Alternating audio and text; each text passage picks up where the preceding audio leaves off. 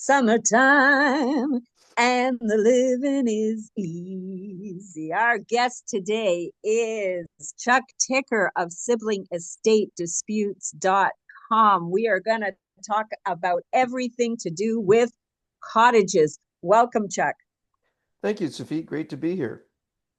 So, cottages, you deal with sibling estate disputes. Has there ever been a dispute between adult siblings that has anything to do with the family cottage? Uh, well, uh, I would think the answer to that's quite obvious. Yes, that's a biggie.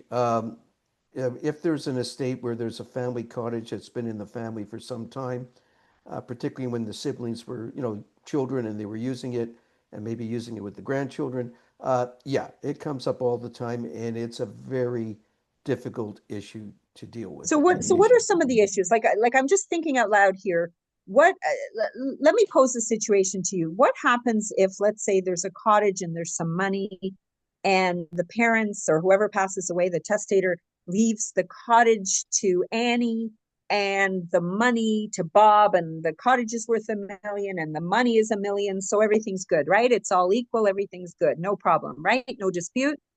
Well, it would be fine if the person who made the will died, the next day, and where the valuations were relatively stable. But quite often these wills are years or decades old, and the reality is that the valuation of that cottage most likely has gone way up, and the spending power and the money has stayed the same, and the spending power with inflation has gone way down. So it's no longer equal, and it's turned out to be a windfall for the child who got the cottage. So I've seen that situation, just bad planning, and it leads to litigation and ends up before me as a mediator. Well, and the other thing is, so valuation is one issue, but you know what? So the cottage goes to Annie and the money goes to Bob. And let's say the person does unfortunately die the next day, and let's say there's no valuation issue. What if Bob just really wants the cottage? And you say, how come Annie gets the cottage? Maybe the money's not worth it to him as much as the cottage is worth. Right, it's like that commercial, like the credit card that said, it's priceless. Yeah, and if that's the situation, that's the case, obviously, where the parents have never had a chat with their children as to, uh, what do you think about the cottage? The other thing, I don't want to get technical. What a big problem is, of course, if someone dies and they have a cottage and they also have a principal residence in the city, one of those properties, and quite often it's the cottage, is going to incur capital gains taxes, Ah. which are going to be paid by the estate. So, the person's getting the cottage is splitting the cost of the taxes with the sibling who's not getting the cottage. That's another problem.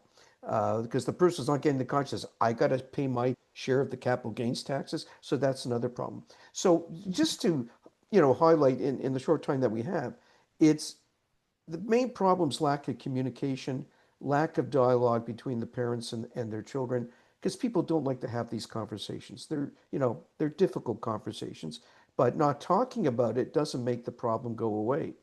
Um, Yeah.